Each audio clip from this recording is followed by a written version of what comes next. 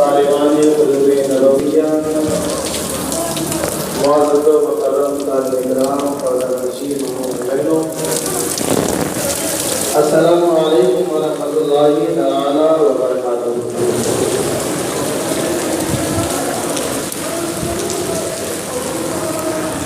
الحمدللہ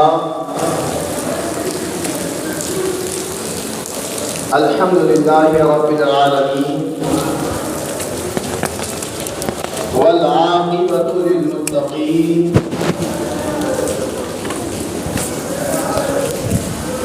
والصلاۃ والسلام علی سیدنا مولانا محمد وآلہ وأصحابہ وأزواجہ وذریاتہ وأہل بیتہ اجمعین، اما بعد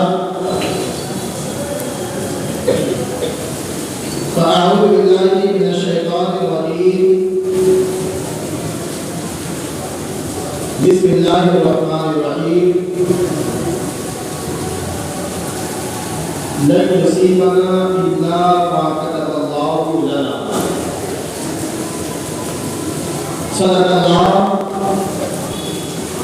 صدق الله مولانا العظیم وصدق رسوله النبی الامین البشیر الکریم، ونحن على ذلك لمن الشاهدين والشاكرين، والحمد لله رب العالمين، آمین آمین آمین بجائے سید المرسلین صلی اللہ تعالی علیہ وآلہ وسلم۔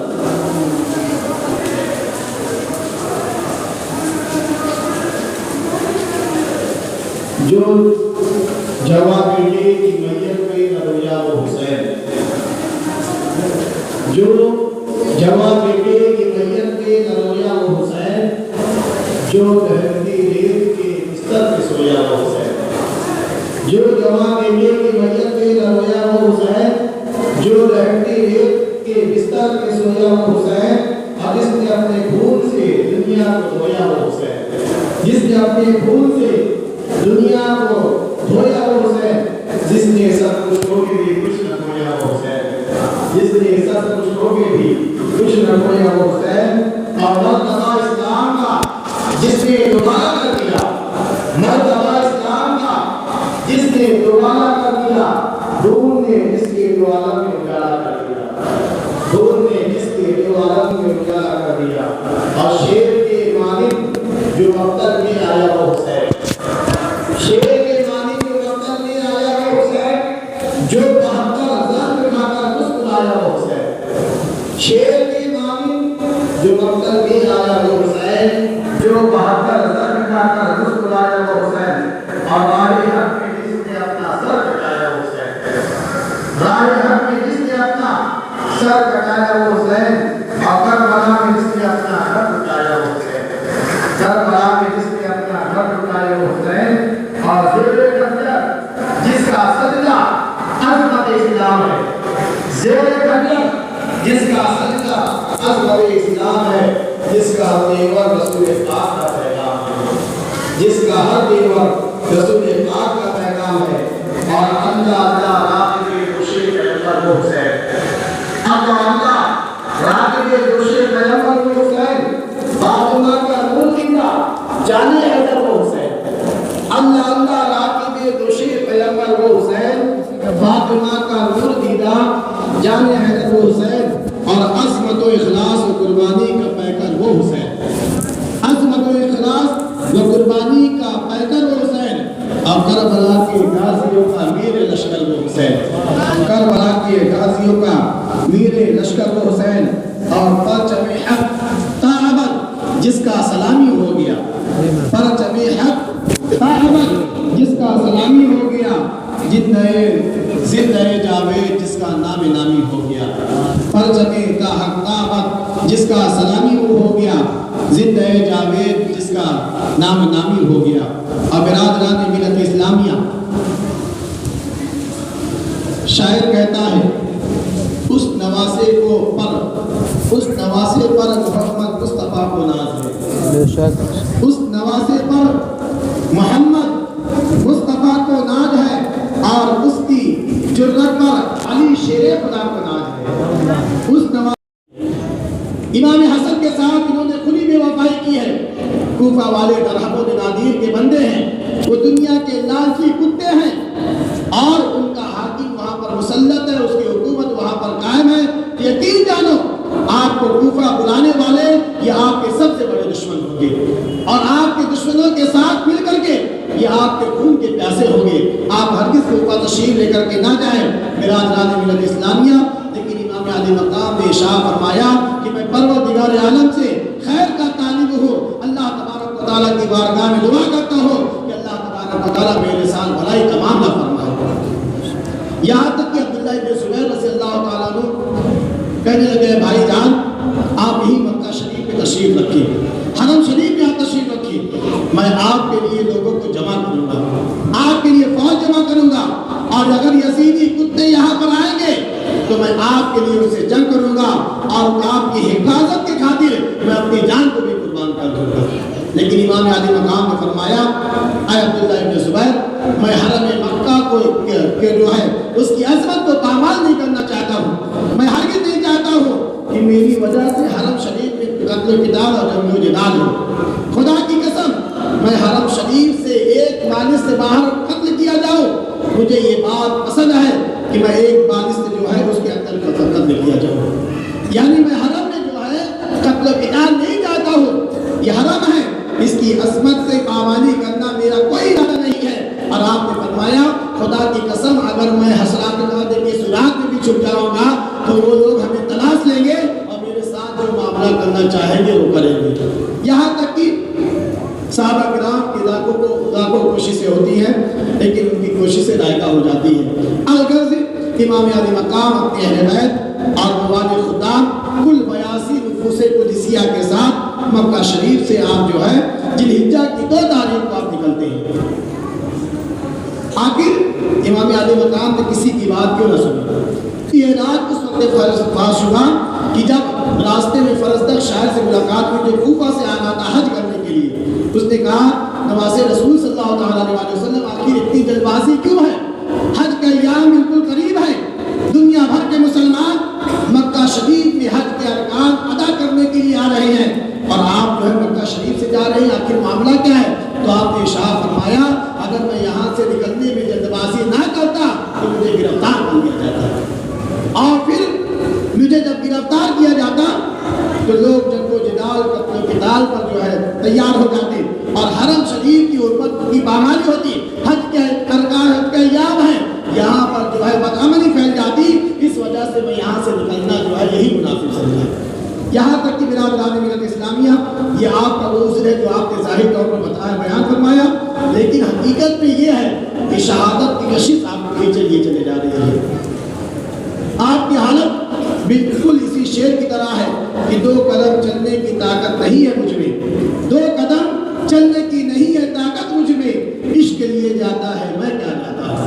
बिल्कुल यही हालत थी कि आप पीछे पीछे अपनी शहादत गाह की जानिब बढ़े चले जा रहे थे। हज़रात मोहतरम यहाँ तक कि जब आप मक्का शरीफ से बाहर निकलते हैं तो हाकिम मक्का अमर बिन सईद जिसका नाम था वो फौजी दस्ता लेकर के आपको रोकने के लिए आता है। कहने लगा आप मक्का वापस जाए, आपको यहाँ से कहीं जाने की जरूरत नहीं है, आपको हरगिज़ हम यहाँ से जाने नहीं देंगे। बिरादरान मिल्लत इस्लामिया आपके साथियों ने जो हाकिम मक्का से सख्त जो है जंग की, यहाँ तक कि वो मजबूर हो जाते हैं और हाकिम मक्का को वापस जाना होता है और आप जो है मक्का शरीफ से बाहर निकल जाते हैं। रास्ते में जो पहला पड़ाव पड़ा इमाम आली मकाम का जो मक्का मुअज़्ज़मा से या कूफा तक का जो सफ़र था, कई मकाम पे आपने पड़ाव किया। एक रवाज में आता है कि 14 जगहों पर आपने क़याम फरमाया और हर जगह कोई ना कोई वाक़या पेश आया। जब आपने एक जगह क़याम फरमाया तो फरजदक शायर से मुलाकात हुई, आपने उससे कूफा वालों के ताल्लुक से सवाल किया तो उसने कहा ऐ नवाज़े रसूल सल्लल्लाहु अलैहि वसल्लम कूफा वालों का दिल तो आपकी तरफ है लेकिन उनकी तलवारें बनी उमैया की तरफ है। आप हरगिज़ कूफा ना जाए कि कूफा वाले बेवफा हैं, बदअहद है, वो आपको जो है बुला करके आपको धोखा देंगे, आपको बेवयान और मददगार छोड़ देंगे और आपके दुश्मनों के साथ मिल करके आपसे जंग करेंगे। हज़रात मोहतरम लेकिन इमाम आली मकाम ने फरजदक शायर की कोई बात न सुनी और आप वहाँ से واپس چلے جاتے ہیں۔ بالآخر جب آپ ایک مقام پر پڑاؤ ڈالتے ہیں تو حضرت عبداللہ بن جعفر طیار رضی اللہ تعالیٰ عنہ جو آپ کے بہنوئی ہیں، اپنے دونوں شہزادے جن کا نام حضرت عون حضرت محمد رضی اللہ تعالیٰ عنہما ہے، دونوں شہزادوں کو ایک خط دے کر کے امام عالی مقام کی جانب بھیجتے ہیں۔ خط کا مضمون یہ تھا کہ نواز رسول صلی اللہ علیہ وسلم کی بارگاہ میں میرا سلام ہے، اور جیسے ہی مجھے میرا خط آپ کو ملے آپ فوراً جو اپنے سفر کو روک دینا، اور میں حاکم مکہ کے پاس جا رہا ہوں، آپ کے لیے امن کا پروانہ تحریر کر دوں گا۔ آپ کوفہ ہرگز نہ جائیں، کیونکہ کوفہ میں آپ کے ہلاکت ہونے، آپ کے ہلاک ہونے اور اہل بیت کے تباہ ہونے کا اندیشہ ہے۔ خدا کی قسم، خدا نخواستہ اگر آپ کو کچھ ہو جائے گا تو دنیا اسلام میں اندھیرا چھا جائے گا۔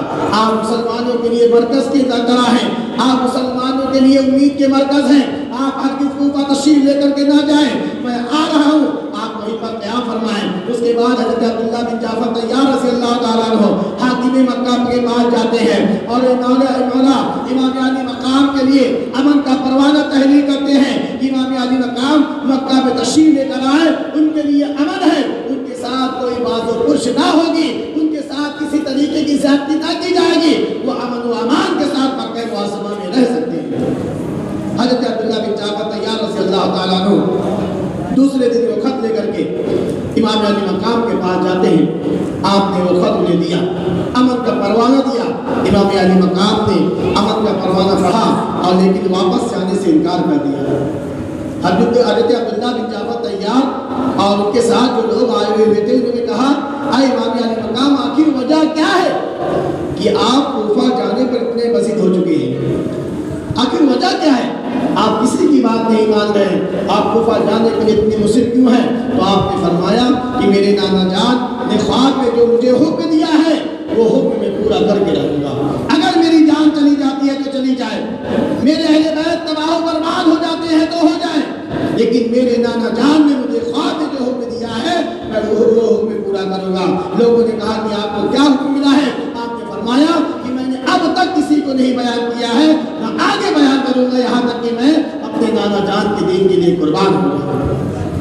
میں اب تک کسی سے یہ خواب نہیں بیان کیا ہوں۔ چھپ جائے اگر دولت کونین تو کوئی غم نہیں، لیکن نہ چھوٹے ہاتھ سے دامان محمد، میں ہاتھ سے اپنے نانا جان کے دین کو نہیں چھوڑنا چاہتا ہوں۔ میرے نانا جان نے مجھے جو حکم دیا ہے میں اس پر سختی کے ساتھ عمل کروں گا۔ یہاں تک حضرت عبداللہ بن جعفر طیار رضی اللہ تعالیٰ عنہ بھی جو ان کی کوشش سے بھی رائگاں ہو جاتی ہیں اور آپ واپس چلے جاتے ہیں، لیکن اپنے دونوں شہزادے حضرت عون حضرت محمد رضی اللہ تعالیٰ عنہ کو آپ کے ساتھ کر دیتے ہیں۔ اب یہ قافلہ اور آگے بڑھتا ہے۔ یہ قافلہ آگے بڑھنے کے بعد ایک مقام پر پہنچتا ہے جہاں پر حضرت عبداللہ بن قین بجلی رحمۃ اللہ علیہ سے ملاقات ہوتی ہے۔ حضرت عبداللہ بن قین بجلی حج کر کے واپس جا رہے تھے، کوفہ تشریف لے کر کے جا رہے تھے اور بڑی شاہانہ زندگی گزارا کرتے تھے۔ حضرت عبداللہ بن قین بجلی وہ ہیں جو رسول اللہ صلی اللہ علیہ وسلم کی صحبت میں ان کے جھنڈے تلے دشمنوں سے جنگ کیا تھا۔ حضرت سلمان فارسی کے جو ہے جھنڈے تلے دشمنوں سے جنگ کیا تھا۔ حضرت عبداللہ بن قین بجلی کا خیمہ جب نواز رسول کو نظر آتا ہے، بڑا شاہانہ خیمہ تھا، بڑے ٹھاٹ و باز رہا کرتے تھے۔ آپ نے حضرت عبداللہ بن قین بجلی کو اپنے خیمے میں بلایا، لیکن اس وقت انہیں جو ہے امام حسین سے کوئی تعلق نہ تھا، کوئی محبت نہ تھی۔ ان کی بیوی نے کہا آپ نے جانے سے منع کر دیا، میں نہیں جاؤں گا۔ بیوی نے کہا یہ کون سی بات ہوئی کہ نواز رسول تمہیں بلا رہے ہیں اور تم جانے سے انکار کر رہے ہو؟ نواز رسول تمہیں مطالبہ کر رہے ہیں، تم جانے سے انکار کر رہے ہو؟ خدا کی قسم کل بروز قیامت رسول اللہ صلی اللہ علیہ وسلم کو کیا منہ دکھاؤ گے؟ جب بیوی نے اتنا کہا، حضرت عبداللہ بن قین بجلی رحمۃ اللہ علیہ جو ہے انہیں جو ہے نواز رسول کے پاس آنے کا ان کا من کرتا ہے۔ حضرات محترم یہاں پر آپ دیکھیے وہ کام جو لوگ نہیں کر سکتے ہیں، لیکن اگر خواتین اسلام چاہ لے تو اپنے گھر کو جو ہے شریعت مطالعہ پر عمل کرنے والا بنا دے، گھر کے سارے افراد کا عمل کرنے والا بنا دے۔ آپ دیکھیے صحابیات کا واقعہ پڑھیے کہ خواتین اسلام نے دین اسلام کی کیسے تبلیغ کی ہے۔ اگر آج ہماری مائیں اور بہنیں چاہیں تو ان کا بچہ کبھی بے نمازی نہ ہو، ان کے گھر والے کبھی بے نمازی نہ ہو، ان کے بھائی کبھی بے نمازی نہ ہو، اگر وہ سختی کر لیں اور تاکید کریں اور اپنے لہجے میں انہیں سمجھائیں برادران ملت اسلامیہ ان کے گھر کے بچے کبھی جو ہے دین سے دوری نہ اختیار کریں۔ آپ دیکھیے حضرت عبداللہ بن قیس بجلی رحمۃ اللہ علیہ نے جب جانے سے انکار کیا تو آپ کی بیوی نے سمجھایا کہ نواسے رسول تمہیں بلا رہے ہیں اور تم جانے سے انکار کر رہے ہو۔ یہاں تک حضرت عبداللہ بن قیس بجلی جو ہے نہ چاہتے ہوئے بھی امام حسین کے خیمے میں تشریف لے کر جاتے ہیں، لیکن تھوڑی دیر کے بعد جب واپس آتے تو ان کی حالت تبدیل ہو چکی ہوتی ہے۔ آپ اپنے قبیلے والوں کے پاس آتے ہیں اور اپنا خیمہ اور سارا مال و اسباب امام حسین کے خیمے میں بھیج دیتے ہیں، اپنے سارے غلاموں کو آزاد کر دیتے ہیں، اپنے ساتھیوں سے کہہ دیتے ہیں کہ تمہیں اگر میرے ساتھ چلنا ہے تو چلو، نہیں تو جہاں پر جانا ہے وہاں جاؤ۔ یہاں تک کہ اپنے بیوی کو بھی طلاق دے دیتے ہیں اور کہنے لگے تم اپنے بھائیوں کے ساتھ اپنے مائکے چلی جاؤ اور جس سے چاہنا اسے نکاح کر لینا، اب میں امام حسین کے پاس جا رہا ہوں۔ لوگوں نے کہا ارے معاملہ کیا ہے؟ ابھی تک تو آپ امام حسین سے ملنے کے لیے تیار نہیں تھے، لیکن اب جب امام حسین سے ملاقات کر کے آئے ہو تو اب تمہارا حال یہ ہے کہ آپ نے دنیا کو پوری طریقے سے خیر آباد کر لیا ہے، آخر معاملہ کیا ہے؟ تو انہوں نے فرمایا کہ حضرت سلمان فارسی رضی اللہ تعالیٰ عنہ کے ساتھ ایک جنگ میں شریک تھا، اور جب اس جنگ میں فتح ہوتی ہے تو بہت سارا مال غنیمت جو ہے ملتا ہے، یہاں تک کہ ایک ایک مجاہد کو بے حساب روپیہ پیسہ ملتا ہے۔ حضرت سلمان فارسی نے مجھ سے کہا اے قیس بن بجلی، کیا تمہیں اس مال غنیمت سے خوشی ہو رہی ہے؟ تو انہوں نے کہا ہاں امیر ضرور ہمیں خوشی ہو رہی ہے۔ اور انہوں نے فرمایا کہ القریب ایک ایسا وقت آئے گا کہ نواسے رسول امام حسین رضی اللہ تعالیٰ عنہ سے تمہاری ملاقات ہوگی اور تم ان کے ساتھ ہوگے، ان کے سائے تلے، ان کے پرچم تلے دشمنوں سے جنگ کرو گے، تو اس وقت تمہیں جو خوشی حاصل ہوگی اس مال غنیمت سے کہیں زیادہ خوشی حاصل ہوگی۔ امام حسین نے یہی روایت ہمیں بتائی، جب ان کے دل میں ذہن میں یہ روایت یاد آئی تو آپ اپنے پورے خاندان والوں کو خیر آباد کہہ کر کے امام حسین کے خیمے میں تشریف لاتے ہیں۔ برادران ملت اسلامیہ، یہاں تک کہ آپ ایک مقام پر پہنچتے ہیں اور اپنے مخصوص ساتھی حضرت قیس ابن مسعود صحداوی رضی اللہ تعالیٰ عنہ کو ایک خط اہل کوفہ کی جانب روانہ کرتے ہیں۔ خط کا مضمون یہ تھا کہ اہل کوفہ، حضرت مسلم بن عقیل کے خط کے ذریعہ تمہارے حالات کا ہمیں علم ہوا ہے، تم لوگ اپنے قول و قرار پر قائم ہو، میں مکہ شریف سے نکل چکا ہوں، جلد ہی اپنے اندرونی انتظام صحیح کر لو اور عنقریب میں کوفہ پہنچنے والا ہو۔ یہ خط لے کر کے حضرت قیس بن مسعود صحداوی رحمۃ اللہ تعالیٰ رضی اللہ تعالیٰ عنہ جو ہے کوفہ کی طرف تشریف لے کر کے جاتے ہیں، لیکن ابن زیاد نے پہلے ہی کوفہ کے تمام راستوں پہ ناکہ بندی لگا دی تھی، کوفہ کے تمام راستوں پہ اس نے پہرا لگا دیا تھا۔ جب حضرت قیس بن مسعود صحداوی رحمۃ اللہ تعالیٰ علیہ کوفہ میں داخل ہوتے ہیں تو ابن زیاد کے سپاہیوں نے انہیں گرفتار کر لیا اور گرفتار کر کے ابن زیاد کے پاس اس کے دربار میں پیش کرتے ہیں۔ ابن زیاد نے کہا اے قیس بن مسعود صحداوی، اگر تم اپنی جان کو عزیز سمجھتے ہو، اگر تم اپنی جان سے پیار کرتے ہو تو جاؤ گورنر ہاؤس کے چھت پر جاؤ اور امام حسین کے خلاف لوگوں کے درمیان تقریر کرو، امام حسین کی برائی بیان کرو، امام حسین کے تعلق سے برا بھلا کہو۔ اگر تم اپنے جان کی پرواہ کرنا چاہتے ہو، حضرات محترم حضرت قیس بن مسعود صحداوی رحمۃ اللہ تعالیٰ علیہ کوفہ کی گورنر ہاؤس کے چھت پر چلتے ہیں۔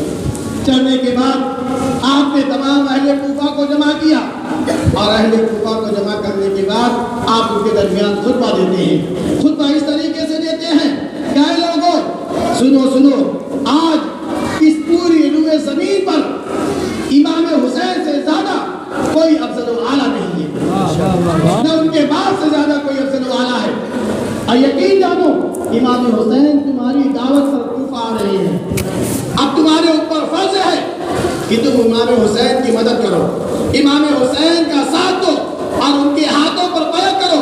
خدا کی قسم اس پوری روئے زمین پر خلافت کے سب سے زیادہ حقدار جو امام حسین ابن علی رضی اللہ تعالیٰ عنہ ہے۔ اس کے بعد آپ نے حضرت علی اور امام حسین کی تعریف کی اور عبید اللہ ابن زیاد کی برائی کی۔ جب عبید اللہ ابن زیاد نے دیکھا کہ لوگوں کے درمیان جو ہے حضرت قیس بن مسعود صحداوی کی باتیں جو ہے اثر کر رہی ہیں، لوگ امام حسین کے محب ہو رہے ہیں، امام حسین کی محبت ان کے دلوں میں پیدا ہو رہی ہے، تو اس جلاد نے حکم دیا کہ حضرت قیس بن مسعود صحداوی کو گورنر ہاؤس کے چھت سے نیچے دھکا دے دیا جائے۔ اس نے جیسے ہی اشارہ کیا، جلاد نے آپ کو گورنر ہاؤس کے چھت سے نیچے دھکا دیا۔ گورنر ہاؤس کی چھت بہت بلند تھی، جیسے ہی آپ زمین پر پاؤں گرتے ہیں آپ کی ہڈیاں چکنا چور ہو جاتی ہیں اور آپ بھی امام حسین کے نام پر اپنی جان کو قربان کر دیتے ہیں۔ برادران ملت اسلامیہ، اس طریقے سے حوض کوثر پر ایک اور جو ہے مہمان پہنچ جاتا ہے۔ حضرات محترم، ابھی تک امام علی مقام امام حسین رضی اللہ تعالیٰ عنہ کو حضرت مسلم بن عقیل کے تعلق سے کوئی خبر نہ تھی، نہ تو ان کی شہادت کی خبر تھی، نہ کوئی کوفے کے حالات کی کوئی خبر تھی۔ یہاں تک کہ آپ کا قافلہ جب مقام سالمیہ میں پہنچا تو آپ کو معلوم ہوا کہ مسلم بن عقیل اور علی بن عروہ دونوں شہید کر دیے گئے۔ دونوں کو شہید کر کے ان کے پیروں میں رسی باندھ کر کے کوفہ کے بازاروں میں انہیں گھسیٹا گیا ہے۔ برادران ملت اسلامیہ، جب آپ نے یہ روح افزا خبر سنی تو انا للہ و انا الیہ راجعون پڑھی، اور اس کے بعد آپ اور آگے بڑھتے ہیں تو دو کوفہ والوں سے ملاقات ہوتی ہے جس کا نام عبداللہ بن سلیم اور وزیر بن مشتعمل تھا۔ یہ دونوں حج کر کے کوفہ جا رہے تھے۔ جب انہوں نے امام حسین کے قافلے کو دیکھا تو کہنے لگے، نواسے رسول آپ کوفہ کہاں تشریف لے کر کے جا رہے ہیں؟ کوفہ والے بے وفا ہیں، مجاہد ہیں، وہ آپ کے ساتھ آپ کے دشمن ہو جائیں گے اور آپ کے دشمنوں کے ساتھ مل کر کے آپ سے جنگ کریں گے، اور آپ کو جو بلانے والے ہیں، جو خاص طور پہ آپ کو بلانے والے ہیں، وہی آپ کے جان کے دشمن ہو جائیں گے، وہی آپ کے جان کے خون کے پیاسے ہو جائیں گے۔ خبردار آپ کوفہ تشریف لے کر نہ جائیں۔ آپ حرمت عرب، حرمت اسلام اور حرمت رسول کو ضائع نہ کریں۔ آپ جو ہیں اسلامی دنیا کے شہنشاہ ہیں، آپ مسلمانوں کے مرکز ہیں۔ خدا نہ خواستہ اگر آپ کو کچھ ہو جائے گا تو اسلامی دنیا میں اندھیرا چھا جائے گا۔ آپ یہیں سے واپس تشریف لے کر کے جائیں، آپ کو باہر بھی تشریف لے کر کے نہ جائیں۔ برادران ملت اسلامیہ، لیکن اس کے بعد حضرت مسلم بن عقیل کے جو بھائی تھے، جب انہوں نے مسلم بن عقیل کی شہادت کی خبر سنی تو انہوں نے کہا، خدا کی قسم جب تک ہم اپنے بھائی مسلم بن عقیل کے جان کا بدلہ نہ لے لیں گے اس وقت تک ہم یہاں سے واپس نہ جائیں گے۔ مسلم بن عقیل کے بھائیوں نے واپس جانے سے انکار کر دیا، اور پھر امام علی مقام نے کہا کہ ان کے بغیر جو ہے زندگی جینے کا کوئی مقصد نہیں ہے، جب یہ تیار ہے تو میں بھی ان کے ساتھ جا رہا ہوں۔ یہاں تک کہ بعض لوگوں نے یہاں تک بھی کہا کہ آپ کی ذات جو ہے مسلم بن عقیل کی طرح نہیں ہے، آپ لوگوں کے درمیان محبوب ہیں، لوگوں کے درمیان آپ جو ہے پیارے ہیں۔ جب آپ کوفہ جائیں گے تو کوفہ والے آپ سے بے وفائی نہ کریں گے بلکہ وہ آپ کے ہاتھوں پر بیعت کریں گے اور آپ کی مدد کریں گے۔ لیکن برادران ملت اسلامیہ، ہوتا وہی ہے جو منظور خدا ہوتا ہے۔ یہاں تک کہ حضرات محترم، جب آپ کا ایک مقدس قافلہ مقام زبالہ میں پہنچتا ہے تو آپ نے تمام اپنے ساتھیوں کو جمع کیا۔ جمع کرنے کے بعد ان کے درمیان تقریر کی کہ اے لوگوں، کوفہ والوں نے ہمارے ساتھ بے وفائی کی ہے۔ ابھی تک قافلے والے کو جو ہے کسی کو معلوم نہ تھا کہ مسلم بن عقیل کو شہید کر دیا گیا ہے۔ آپ نے فرمایا کہ مسلم بن عقیل کو شہید کر دیا گیا ہے، اور کوفہ والوں نے جو ہمارے ساتھ بیعت کا وعدہ کیا تھا انہوں نے وعدہ خلافی کر دی ہے۔ اب اگر جن لوگوں کو یہاں سے واپس جانا ہے وہ واپس چلے جائیں، مجھے کوئی شکایت نہیں ہے۔ حضرات محترم، جب آپ نے یہ اعلان فرمایا تو وہ تمام لوگ جو عرب سے منتظر قبیلے کے لوگ جو ہے آپ کے ساتھ ہو لیے تھے، ایک کے بعد دیکھے سب کے سب وہاں سے چلے جاتے ہیں۔ صرف وہی لوگ آپ کے ساتھ بستے ہیں جو مدینہ منورہ اور مکہ معظمہ میں آپ کے ساتھ تھے۔ وہی 82 نفوس قدسیہ جو مدینہ منورہ سے آپ کے ساتھ میں تھے، مکہ معظمہ میں آپ کے ساتھ تھے، وہی 82 نفوس قدسیہ جو ہے آپ کے ساتھ بستے ہیں۔ یہاں تک کہ سن 60 ہجری 2 محرم الحرام کو آپ کوہ ذی حشم میں پہنچتے ہیں۔ وہاں پر پہنچنے کے بعد آپ کے وہاں پر اپنا خیمہ گاڑا۔ تھوڑی دیر کے بعد حر بن یزید رہائی ہزاروں کے لشکر کا جو ہزاروں لشکر کا لے کر کے آپ کے پاس آیا۔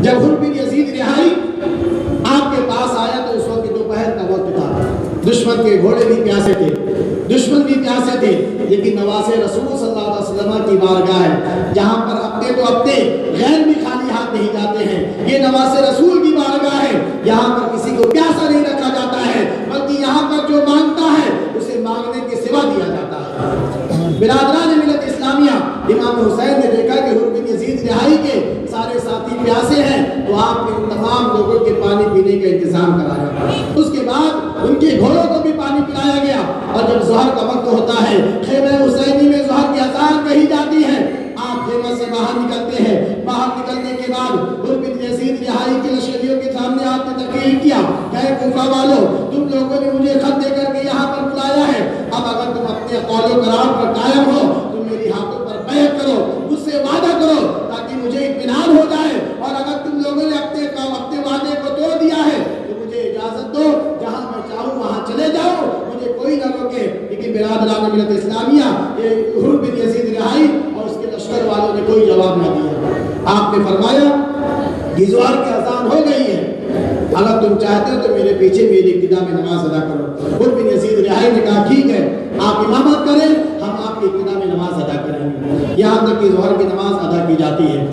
امام علی مقام ظہر کی نماز کی جماعت فرماتے ہیں اور اس کے بعد آپ اپنے خیمے میں تشریف لے جاتے ہیں۔ پھر عصر کے بعد کے وقت بھی جب خیمہ حسینی میں اذان ہوتی ہے، آپ نے ایک نماز پڑھائی، تمام لوگوں نے آپ کی ابتدا میں نماز ادا کی، اور آپ پھر حر بن یزید رہائی اور اس کے لشکریوں کے سامنے جا کر کے آپ نے تکبیر کی کہ اے لوگوں، اللہ تبارک و تعالیٰ کا تقویٰ اپنے دلوں میں پیدا کرو اور حق والوں کے حق کو پہچانو، اللہ تبارک و تعالیٰ تمہاری مدد فرمائے گا۔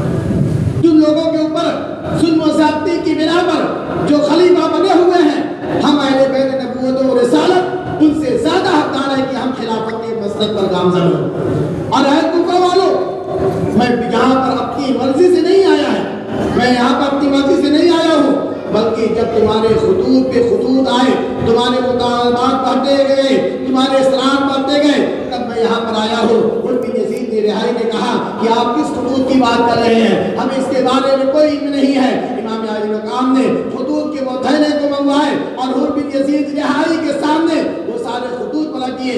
آپ نے فرمایا دیکھو کوفہ والوں نے مجھے کتنے خط لکھے تھے۔ حر بن یزید رہائی نے تمام خطوط کو دیکھا، اس نے کہا کہ ہم لوگ اس میں نہیں ہے، نہ تو ہمارا نام ہے، ہمیں تو بس اتنی اجازت دی گئی ہے، اتنی زیادہ ہمیں یہ کہا ہے کہ جہاں سے آپ سے ملوں آپ کے ساتھ ساتھ میں رہوں اور آپ کو یہاں سے واپس نہ جانے دوں۔ امام علی مقام نے جب اتنا سنا تو فرمایا اے حر، تیرے لیے مر جانا بہتر ہے، تیری ماں تجھ پر روئے، تو مجھے روک رہا ہے۔ حر بن یزید رہائی نے کہا نواز رسول صلی اللہ علیہ وسلم، اگر کوئی دوسرا عرب مجھے یہ کہتا تو میں اسے بھی پلٹ کر یہی جواب دیتا، لیکن تمہاری والدہ محترمہ کے تعلق سے میں کوئی برا بھلا نہ کہوں گا، کیونکہ وہ خاتون جنت ہیں، سیدہ فاطمہ ہیں، ان کے تعلق سے میں برا بھلا نہ کہوں گا، لیکن مجھے ابن زیاد نے جو حکم دیا ہے اس پر سختی کے ساتھ عمل کروں گا، میں آپ کو واپس جانے نہ دوں گا۔ برادران ملت اسلامیہ، یہاں تک کہ امام علی مقام کا سرناک ہو جاتے ہیں۔ حر بن یزید رہائی نے کہا کہ میں آپ سے جنگ کرنے کے لیے نہیں آیا ہوں، آپ جو ہے تھوڑا دیر وقفہ کریں، ابن زیاد کو میں خط لکھ کر کے بھیجتا ہوں، پھر جیسا حکم ہوگا ویسے آپ کے ساتھ معاملہ کیا جائے گا۔ حضرات محترم، حر بن یزید رہائی نے ابن زیاد کے سامنے امام حسین کی ساری باتیں لکھی اور اس سے اس کا جواب مانگا، تو ابن زیاد نے یہ جواب لکھا کہ امام علی مقام کو چکیل میدان پر اترنے پر مجبور کیا جائے اور ایسی جگہ پر اترنے پر مجبور کیا جائے جہاں سے پانی دور ہو، نہر فرات دور ہو، ایسی جگہ پر امام علی مقام کو رکنے پر مجبور کیا جائے۔ برادران ملت اسلامیہ، بہرحال حر بن یزید رہائی آپ کے ساتھ ساتھ رہا۔ جب کربلا کی زمین پر یہ قافلہ پہنچتا ہے، امام علی مقام نے لوگوں سے پوچھا یہ کون سی جگہ ہے، تو لوگوں نے کہا ہاں وہی کربلا، یہ کربلا ہے۔ اتنا سننا تھا، امام علی مقام فوراً اپنے گھوڑے سے اتر جاتے ہیں اور فرمانے لگے یہی وہ مقام ہے، ہاں یہی کرب و بلائن، یہ کرب و بلا کی جگہ ہے، یہی وہ مقام ہے جہاں ہمیں اترنے کا حکم دیا گیا ہے، یہاں پر ہمارا قافلہ بیٹھے گا، یہاں پر ہمارے سواری جو ہے باندھی جائے گی، اور یہیں پر ہمارے لوگوں کو قتل کیا جائے گا۔ حضرات محترم، کربلا کا نام سنتے ہی امام علی مقام جو ہے فوراً جو ہے کربلا پر اپنا خیمہ ڈال دیتے ہیں اور تھوڑی ہی دور پر حر بن یزید رہائی بھی اپنا خیمہ لگا لیتا ہے۔ حضرات محترم، یہ وہ وقت تھا جب ایرانیوں نے بغاوت کر دی تھی۔ ابن زیاد نے عمر بن سعد کو 4000 کا لشکر جلال دے کر کے ایران بھیجا تھا تاکہ ایرانیوں کی بغاوت کو ختم کیا جائے، انہیں نیست و نابود کیا جائے۔ جب اسے معلوم ہوا کہ امام علی مقام کربلا کی زمین پر آ چکے ہیں تو ابن زیاد نے عمر بن سعد کو خط لکھا کہ تم ایران بعد میں جانا، پہلے امام حسین کی مہم کو سر کرنا، تمہیں ابھی ایران جانے کی ضرورت نہیں ہے، بلکہ پہلے تم کربلا جاؤ اور امام حسین کی جو مہم ہے اسے سر کرو، ان سے میری بیعت کا مطالبہ کرو، اگر وہ بیعت کر لے تو ٹھیک ہے ورنہ انہیں قتل کر دو۔ برادران ملت اسلامیہ، عمر بن سعد صحابی رسول سعد بن وقاص अब्बास रज़ी अल्लाह ताला अन्हु का बेटा है, जन्नती बाप का ये जहन्नमी बेटा। ये इमाम अली मकाम के मर्तबा और रुतबे को बिल्कुल जानता था। उसने इब्न साइद ने ज़ियाद से लिखा कि इमाम हुसैन से मुझे जंग के लिए न भेजा जाए, मुझे इस मामले से मुस्तग़्फ़ा रखा जाए। तो इब्न ज़ियाद ने कहा ठीक है, रह की हुकूमत का जो परवाना तुझे दिया गया है वो परवाना मुझे दे दे और तुझे तेरी मर्जी जो चाहे कर ले। बिरादरान मिल्लत इस्लामिया, लेकिन ये दुनिया का लालची कुत्ता, उसने कहा कि मुझे एक दिन सोचने की मोहलत दी जाए। दूसरे दिन उसने इब्न ज़ियाद के सामने एक खत लिखा कि मैं इमाम हुसैन से मुकाबला करने के लिए तैयार हूँ। अब हज़रात मोहतरम, कूफा से जो है अब जो है लश्कर आना शुरू हो जाते हैं। एक तरफ 72 मुल्कों से कुर्सियाँ हैं जिनमें बच्चे भी हैं, औरतें भी हैं, बूढ़े भी हैं और ये मुसाफिर की हालत में है, सफर की हालत में है। ना तो इनके पास जंग करने के असलहाजात हैं क्योंकि जंग करने के इरादे से आई नहीं थे, ना तो इनके पास जो है सामान जंग है, मुसाफिर की हालत में है। बिरादरान मिल्लत इस्लामिया, इन 82 नुफूस कुदसिया के मुकाबले में इब्न ज़ियाद ने 22,000 का लश्कर जनरल भेजा। गौर करने का मकाम है, 82 नुफूस कुदसिया, जितने बच्चे हैं, औरतें भी हैं। कहा गया कि 72 अफराद थे जो जंग करने के लायक थे, यानी 72 के मुकाबले में 22,000 का लश्कर जनरल इब्न ज़ियाद ने भेजा। उसे मालूम था कि ये नवासे रसूल हैं, इनकी रगों में हैदर कर्रार का खून गर्दिश कर रहा है, इन पर काबू पाना आसान नहीं है, बल्कि इन पर काबू पाना बहुत मुश्किल है। और 22,000 का लश्कर जनरल पर भेजा गया। इब्न ज़ियाद पर इमाम हुसैन की हैबत इस तरीके से तारी थी कि उस पर उसको इतने पर भी सुकून ना हुआ, बल्कि इब्न ज़ियाद ने हुक्म दिया कि नहर फुरात का पानी खेमे हुसैनी पे बंद कर दिया जाए। 7वीं मुहर्रम हराम को नहर फुरात का पानी इमाम हुसैन और उनके साथियों के लिए बंद कर दिया जाता है। वही नहर फुरात जिससे जानवर पानी पी रहे हैं, चरिंद परिंद पानी पी रहे हैं, कुफार और मुशरिकीन पानी पी रहे हैं। अब उसी नहर फुरात पर जो है कब्जा जमा लिया गया है, नहर फुरात पर जो है सिपाही लगा दिए गए हैं कि हर कोई इससे पानी तो पी सकता है, चरिंद परिंद पानी तो पी सकते हैं, लेकिन खेमे हुसैनी का एक फर्द भी इससे पानी नहीं पी सकता है। बिरादरान मिल्लत इस्लामिया, 7वीं मुहर्रम हराम पर आप पर जो है पानी बंद कर दिया गया। इब्न ज़ियाद ने ये सोचा कि पहले इन्हें भूखा और प्यासा रखा जाए, जब ये भूख और प्यास से निढाल हो जाए तब इन पर हमला किया जाए, वरना हाशमी नौजवान आदमी काफिले का एक ही नौजवान हमारे पूरे लश्कर के लिए काफी होगा। कि इनके रगों में हैदर कर्रार का खून गर्दिश कर रहा है। ये जिस जंग में तशरीफ ले जाते हैं, दुश्मन के पैर को उखाड़ देते हैं, दुश्मन के दांत को खट्टा कर देते हैं। इन्हें भूखा प्यासा रखा जाए ताकि भूख और प्यास की वजह से ये निढाल हो जाए, तब जाकर के इनसे जंग की जाए। बिरादरान मिल्लत इस्लामिया, बहरहाल इन 72 नुफूस कुदसिया के मुकाबले में 22,000 का लश्कर जनरल जो है सामने आ जाता है। इब्न साद जो इस लश्कर का अमीर था, इमाम अली मकाम ने इब्न साद को एक रात अपने पास बुलाया ताकि कुछ बातें की जाए, कोई गुफ्तगू की जाए। अगर बातों के जरिए मामला हल हो जाए तो जंग करने की नौबत ना आए। यहाँ तक कि इब्न साद अपने 20 सवारों के साथ करबला की एक जगह पर आया और इधर से इमाम हुसैन भी अपने 20 जवानों के साथ जो है उस मकाम पर पहुँचते हैं। दोनों हजरात एक जगह बैठते हैं और काफ़ी देर तक बातें होती हैं। यहाँ तक कि इमाम अली मकाम ने फरमाया मेरी 3 शर्तें हैं। पहली शर्त यह है कि मैं जहाँ से आया हूँ मुझे वहाँ वापस भेज दिया जाए। दूसरी शर्त यह है कि मुझे कोई सरहदी मकाम पर छोड़ दिया जाए, मैं वहीं पर रह करके अपनी उम्र की आखिरी जिंदगी के आखिरी अय्याम गुजार दूंगा। अल्लाह अल्लाह करते हुए वहीं पर मैं अपनी उम्र की अपनी जिंदगी के आखिरी अय्याम गुजार दूंगा। तीसरी शर्त यह थी कि मुझे यजीद के पास लेकर चला जाए, दमिश्क पहुंचा दिया जाए, मैं यजीद के सामने बैठ करके अपना मामला तय कर लूंगा, जैसे कि मेरे भाई इमाम हसन ने अमीर मुआविया के सामने अपना मामला तय कर लिया था। इमाम अली मकाम का लहजा जो है इतना नरम था, इतना सुलझा हुआ था कि इब्न साद ने कहा क्या इमाम हुसैन यकीनन आप हक पर हैं, आपकी शर्तें जो हैं वो हक पर हैं। उसने फौरन जो है एक खत इब्न ज़ियाद के पास लिखा और उसने कहा कि अल्लाह तबारक व तआला ने दुश्मनी की आग को बुझा दिया है, अदावत की आग को ठंडी कर दिया है।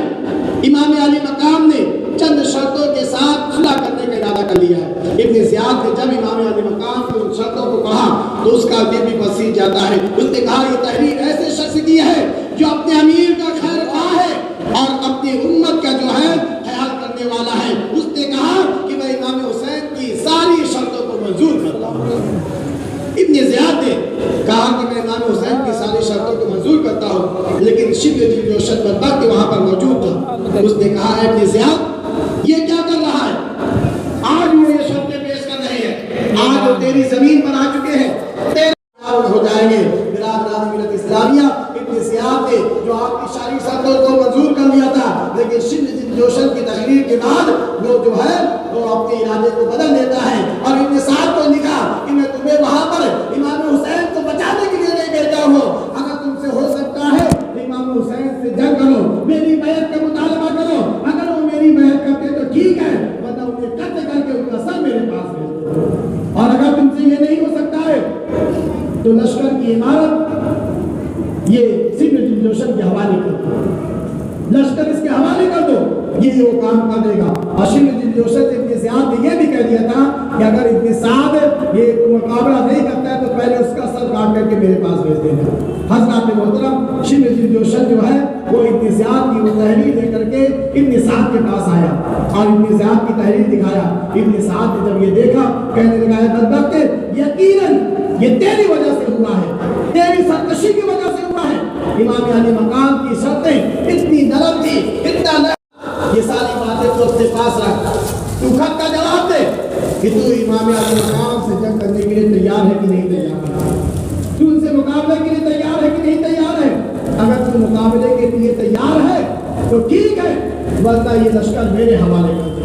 برادران ملت اسلامیہ، یہاں پر ایک بات میں اور بتانا چاہتا ہوں کہ جب امام حسین کا قافلہ نینوا میں پہنچتا ہے، آپ جو ہے نینوا پہنچنے کے بعد وہاں پر خیمہ جو ہے لگاتے ہیں، ایک رات آپ سو رہے تھے، اچانک آدھی رات کے بعد پچھلے پہر آپ بیدار ہوتے ہیں اور پڑھا انا للہ و انا الیہ راجعون۔ حضرت امام زین العابدین رضی اللہ تعالیٰ عنہ بھی وہاں موجود تھے، وہ بیدار ہوتے ہیں، آپ سے کہتے ہیں ابا جان اس وقت یہ کلمہ پڑھنے کی کیا ضرورت آئی ہے؟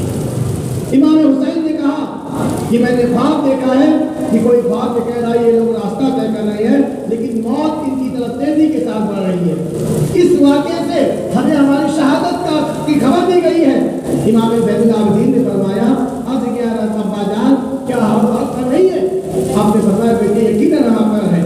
تو امام زین العابدین نے فرمایا کہ اگر ہم حق پر ہیں تو ہمیں زندگی کی کوئی پرواہ نہیں ہے، ہمیں موت سے کوئی ڈر نہیں ہے، ایک جان نہیں بلکہ ہزاروں جان بھی ہو تو نانا جان کے لیے سب نے قربان کر دیا، ایک جان نہیں بلکہ ہزاروں جانیں ہو تو وہ بھی قربان کر دی جائے گی۔ برادران ملت اسلامیہ، بہرحال جو ہے ابن سعد نے حملہ کرنے کا حکم دے دیا۔ یہ واقعہ 9 محرم الحرام جمعرات کا دن کا تھا، ابن سعد نے حملہ کرنے کا حکم دے دیا اور اسی وقت جو ہے عصر کے وقت یہ حملہ کیا جاتا ہے۔ فوجی جو ہے آگے بڑھنے لگے، دشمنوں کی آواز جب بالکل قریب آ جاتی ہے تو سیدہ زینب رضی اللہ تعالیٰ عنہ جو امام عطاق کی بہن تھی وہ بھی کربلا میں آپ کے ساتھ آئی ہوئی تھی، فوراً امام علی مقام کے پاس جاتی ہے اور آپ کہتی بھائی جان دشمنوں کی آواز بالکل قریب آ چکی ہے، دیکھیے معاملہ کیا ہے، دشمن خیمے کے بالکل قریب آ چکا ہے۔ حضرات محترم، امام علی مقام نے حضرت عباس علمدار کو فرمایا جاؤ دیکھو کہ دشمنوں کا عقید منشا کیا ہے، ان کی مرضی کیا ہے۔ حضرت عباس رضی اللہ تعالیٰ عنہ ابن سعد کے پاس جاتے ہیں اور پوچھا کہ تمہارا منشا کیا ہے، تو ابن سعد نے کہا اگر تم یزید کی بیعت کر لیتے تو ٹھیک ہے، ورنہ ابھی مقابلے کے لیے تیار ہو، ہم ابھی مقابلہ کریں گے۔ امام علی مقام نے فرمایا ابن سعد سے کہہ دے آج ربیع محرم الحرام عاشورہ کی شب ہے، آج کی رات ہمیں دل کھول کر کے عبادت کرنے دے دیا جائے، آج کی رات جو ہے عاشورہ کی رات ہے، ہمیں نمازیں پڑھنے دی دیا جائے، ہمیں تسبیح و تحلیل کرنے دیا جائے، ہمیں قرآن کی تلاوت کرنے دیا جائے، کیونکہ اللہ تبارک و تعالیٰ خوب جانتا ہے کہ ہم نمازوں سے کتنا محبت کرتے ہیں، ہم تلاوت کلام اللہ سے کتنی محبت کرتے ہیں۔ ایک رات کے ہمیں اور مہلت دے دے تاکہ دل کھول کر کے ہم اپنے رب کی عبادت کر لیں۔ برادران ملت اسلامیہ، 9 محرم الحرام کا یہ واقعہ ہے، ابن سعد نے آپ کو ایک رات کی مہلت دے دی، اس کے بعد آپ نے اپنے تمام ساتھیوں کو اپنے پاس بلایا، تمام ساتھیوں کو بلانے کے بعد آپ ان کے درمیان خطبہ دیتے ہیں کہ اے لوگوں میرے ساتھیوں کی طرح طرح پوری دنیا میں کوئی ساتھی نہیں ہے، اور میرے رشتہ داروں کی طرح پوری کائنات میں کوئی رشتہ دار نہیں ہے۔ تم لوگوں نے ہر جگہ میرا ساتھ دیا ہے، ہر موقع پہ میرے ہاتھوں پہ اپنا ہاتھ دیا ہے، میرا ساتھ دیا ہے، لیکن یقین جانو کل صبح ہی میری شہادت کا وقت ہے، میں کل صبح شہید ہو جاؤں گا۔ ابن زیاد کی سپاہی ہیں، میرے خون کے پیاسے ہیں، یہ مجھے شہید کریں گے، میں خیمے میں جو ہے چراغ بجھا دیتا ہوں، چراغ بجھا دیتا ہوں، تم میں سے جو چاہے یہاں سے چلا جائے۔ حضرات محترم، اس کے بعد امام علی مقام خیمے میں جو چراغ جل رہا تھا اسے بجھا دیتے ہیں۔ تھوڑی دیر کے بعد جب شمع پھر روشن ہوتی ہے، امام علی مقام نے دیکھا کہ آپ کے تمام ساتھی آپ کے ارد گرد بیٹھے ہوئے ہیں، کوئی ایک شخص بھی وہاں سے نہیں ہلا ہوا، تمام لوگ جو ہے آپ کے ساتھ بیٹھے ہوئے ہیں۔ آپ نے فرمایا کہ آپ لوگ چاہتے تو چلے جاتے، کیونکہ ابن زیاد میں میرے خون کا پیاسا ہے، اگر میں شہید ہو جاؤں گا تو تم سے کوئی مزاحمت نہ ہوگی، ان کا مدعا پورا ہو جائے گا، ان کی منشا پوری ہو جائے گی، اگر آپ لوگ چاہتے تو یہاں سے چلے جاتے۔ برادران ملت اسلامیہ، اس کے بعد حضرت عباس اور کے تمام بھائی اٹھے کہنے لگے، اے نواز رسول اللہ صلی اللہ علیہ وسلم، ہم اس لیے چلے جائیں کہ آپ کے بعد ہم زندہ رہے، خدا کی قسم اللہ تبارک و تعالی ہمیں یہ دن نہ دکھائے۔ حضرت مسلم عقیل کے تمام بھائی کھڑے ہوتے ہیں، اب کہنے لگے آپ کے بعد زندہ رہنا یہ ہمیں بالکل گوارا نہیں ہے، بلکہ ہم آپ کے نام پر اپنی جان کو قربان کر دیں گے۔ حضرت مسلم بن صدیق کھڑے ہوتے ہیں، کہنے لگے اے رسول اللہ صلی اللہ علیہ وسلم، ہم یزیدیوں سے جنگ کریں گے، نیزوں سے جنگ کریں گے، نیزہ ٹوٹ جائے گا تو تلوار سے جنگ کریں گے، تلوار بھی ٹوٹ جائے گی تو پتھروں سے جنگ کریں گے، یہاں تک کہ آپ کے نام پر اپنی جان کو قربان کر دیں گے، لیکن آپ کو تنہیں تنہا نہ چھوڑیں گے۔ یہاں تک کہ حضرت قین بجلی کھڑے ہوتے ہیں اور انہوں نے فرمایا کہ آپ جو ہے نواز رسول ہیں، آپ ہمارے امام ہیں، آپ ہمارے امیر ہیں، ایک جان نہیں بلکہ ہزاروں جان بھی ہو تو ساری جانیں آپ کے نام پہ ہم قربان کر دیں گے۔ برادران ملت اسلامیہ، اس طریقے سے آپ کے تمام ساتھیوں نے آپ کے ساتھ رہنے کا وعدہ کیا، اور بہرحال اس کے بعد جو ہے امام علی مقام اور کے تمام لوگ فقہ جو ہیں وہ عبادت الہی میں مصروف ہو جاتے ہیں۔ عاشورہ کی شب پوری رات جو ہے امام علی مقام اور کے تمام ساتھی نوافل پڑھنے میں، کلام اللہ کی تلاوت کرنے میں، وظیفہ پڑھنے میں پوری رات گزار دیتے ہیں، اور رات کے پچھلے پہر خیمہ حسینی کے پیچھے خندق ہوتی جاتی ہے تاکہ دشمن اگر وہاں سے آئے تو خندق میں گر جائے اور خیمہ حسینی پہ حملہ نہ کر سکے۔ یہاں تک کہ برادران ملت اسلامیہ پوری رات اسی طریقے سے امام علی مقام اور کے تمام رفقا نے گزاری، عبادت الہی میں گزاری۔ عاشورہ کی رات آتی ہے، اس کے بعد عاشورہ کا دن طلوع ہوتا ہے، انشاءاللہ العزیز اس پر جو ہے بیان ہوگا۔ عاشورہ کی رات جو ہے بڑی معظم رات ہے۔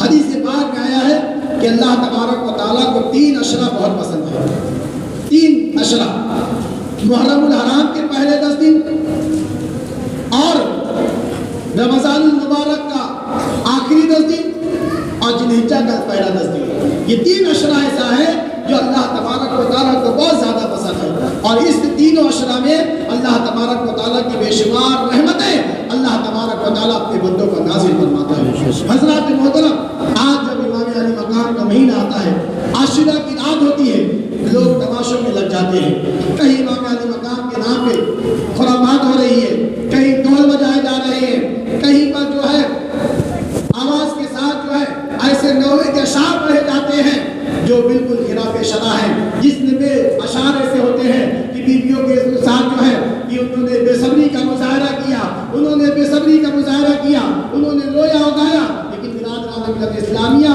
صرف امام علی مقام ہی نہیں بلکہ ان کے خاندان کا ہر فرد صبر و رضا کا کوئی ہمالہ بنا ہوا نظر آتا ہے۔ کسی ایک نے بھی حق شکایت زبان پر نہ لائی، کسی ایک نے نعرہ نہ کیا، کسی ایک نے بھی گریہ وزاری نہ کی، یہاں تک کہ تمام لوگوں کے آنکھوں سے آنسو تو بہ رہے تھے لیکن کسی نے بھی نواخوانی نہ کی، کسی نے ماتم نہ کیا۔ لیکن آج امام حسین کے نام پر لوگ خرافات کرتے ہیں، امام حسین کی شہادت کے دن پر اپنے گھروں میں ڈھول بجاتے ہیں، اور امام حسین کے شہادت کے دن پر جو ہے لوگ ماتم کرتے ہیں اور خرافات کرتے ہیں۔ حضرات محترم، امام علی مقام جو ہے انہی تمام خرافات کو بند کرنے کے لیے یزید کے ہاتھ پر آپ نے بیعت نہ کی، بے شک کہ خرافات ختم ہو جائے، بدعات و منکرات کا خاتمہ ہو جائے، اور رسول اللہ کا دین جو ہے بالکل صاف ستھرا ہو جائے، اور اس کا جو سنت مصطفیٰ کے مطابق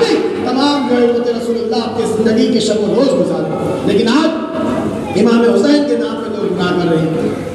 آپ خود ہی سوچئے اگر آپ کے گھر میں میت ہو جائے اور میت پہ جو تعزیت کرنے والے ہیں، تعزیت کرنے والے اگر ڈھول کے ساتھ آئے اور تعزیت کرے تو اس وقت آپ کا حال کیا ہوگا؟ آپ سخت غضبناک ہو جائیں گے کہ یہاں ہمارے گھر پر ہمارا ایک عزیز انتقال کر گیا ہے اور تم ڈھول تاشوں کے ساتھ تعزیت کر رہے ہو. سوچئے نواسے رسول کے اوپر کیا گزر رہی ہوگی کہ جب ان کے 72 لوگ نواسے رسول کے خاندان کے 72 نفوس قدسیہ جس میں آپ کے بیٹے بھی ہیں، آپ کے بھتیجے بھی ہیں، آپ کے بھانجے بھی ہیں، آپ کے رشتے دار بھی ہیں، آپ کے بھائی بھی ہیں، 72 لوگوں نے اپنی جان کو قربان کی، 72 لوگوں نے شہادت کا مقام حاصل کیا. اور یہ یزیدی جو ہے ڈھول بجا رہے ہیں اور کہہ رہے ہیں کہ ہم تعزیت کر رہے ہیں. یہ یزیدی جو ہے خوشیاں منا رہے ہیں، کہہ رہے ہیں کہ ہم تعزیت کر رہے ہیں. برادران ملت اسلام کی تعزیت یہ نہیں ہے. تعزیت تو یہ ہے کہ بیٹھ کر کے امام حسین کا یاد کیا جائے، امام حسین کا ذکر کیا جائے، ان کے نام سے سالے ثواب کیا جائے، ان کے نام سے صدقہ و خیرات کیا جائے. اگر تم سچے عاشق امام حسین ہو تو ان کے نام سے لوگوں کی مدد کریں اور پھر روزے رکھیں اور اس کا ثواب جو امام حسین اور ان کے تمام رفقا کی بارگاہ میں جو ہے ہدیہ کریں، احسان کریں. برادران ملت اسلامیہ یہ ہے امام حسین کا سبق. لیکن آج امت مسلمہ اس درس کو بھلا بیٹھی ہے اور خرافات میں مشغول ہو چکی ہے. اللہ تبارک و تعالی ہمیں امام اعظم مقام کے بتائے ہوئے راستے پر چلنے کی توفیق و رفیق عطا فرمائے. حضرات محترم، امام اعظم مقام کی شہادت کا جو دن تھا عاشورہ کا دن متعین تھا. عاشورہ کا دن تاریخ میں ویسے بھی بہت ساری خوبیوں کا حامل ہے، لیکن اللہ تبارک و تعالیٰ نے اسی دن نواسے رسول کی شہادت کے دن کو متعین فرمایا. اور اس دن کا روزہ رکھنا یہ بہت ہی جو ہے باعث ثواب، باعث برکت ہے. اللہ کے رسول صلی اللہ علیہ وسلم ارشاد فرماتے ہیں، میرا یہ خیال ہے کہ عاشورہ کے دن کا روزہ پچھلے 1 سال پہلے اور 1 سال بعد کے گناہوں کا کفارہ ہے. عاشورہ کے دن کا روزہ رکھنا آپ نے بتایا کہ 1 سال پہلے اور 1 سال کے بعد میں ہے 10ویں محرم الحرام کا روزہ رکھنا. یہ 1 سال پہلے 1 سال کے بعد کے گناہوں کا کفارہ ہے. تو آپ حضرات جو ہے امام حسین سے اگر محبت کرتے ہیں تو عاشورہ کے دن کا روزہ رکھیں، لیکن اس کے ساتھ ساتھ جو ہے 9ویں محرم الحرام کا بھی روزہ رکھیں. کیونکہ اللہ کے رسول نے فرمایا کہ جب عاشورہ کا روزہ یہودی لوگ رکھا کرتے تھے تو آپ نے فرمایا نہیں بقید تو لاسمنت تاسیہ، کہ اگر میں آئندہ سال بقید حیات رہا تو 9ویں محرم الحرام کا بھی روزہ رکھوں گا تاکہ یہودیوں سے ہماری مشابہت نہ ہو. تو معلوم یہ ہو کہ 9ویں محرم الحرام اور 10ویں محرم الحرام کا روزہ رکھنا بہت ضروری ہوتا ہے. اور آپ کو بتاتے چلوں کہ رمضان المبارک کے روزے سے پہلے امت محمدیہ میں جو روزہ فرض تھا وہ عاشورہ کے دن کا روزہ تھا. یہی روزہ فرض تھا، لیکن جب رمضان مبارک کا روزہ فرض ہوا 30 دن کا تو اس روزے کی برکت منسوخ ہو گئی اور یہ روزہ نفل ہو گیا. لیکن بہرحال اس کی برکتیں ابھی بھی ہیں. اگر آپ اس دن کا روزہ رکھیں گے تو حضرات محترم دنیا اور آخرت کے بے شمار برکتوں سے آپ مالا مال ہوں گے. تو آپ حضرات جو ہے کل کا دن جو 9ویں محرم الحرام ہے اس دن کا بھی روزہ رکھیں اور پرسوں جو عاشورہ کا دن ہے اس دن بھی آپ روزہ رکھیں اور اپنے بچوں کو بھی اس روزہ رکھنے کا حکم فرمائیں. اللہ رب العزت کی بارگاہ میں دعا ہے کہ پروردگار عالم ہمیں امام علی مقام کے بتائے ہوئے راستے پر چلنے کی توفیق و رفیق عطا فرمائے. امام حسین کے صدقے و طفیل پروردگار عالم دنیا اور آخرت میں ہمیں کامیاب و کامیاب فرمائے. استغفر اللہ ربی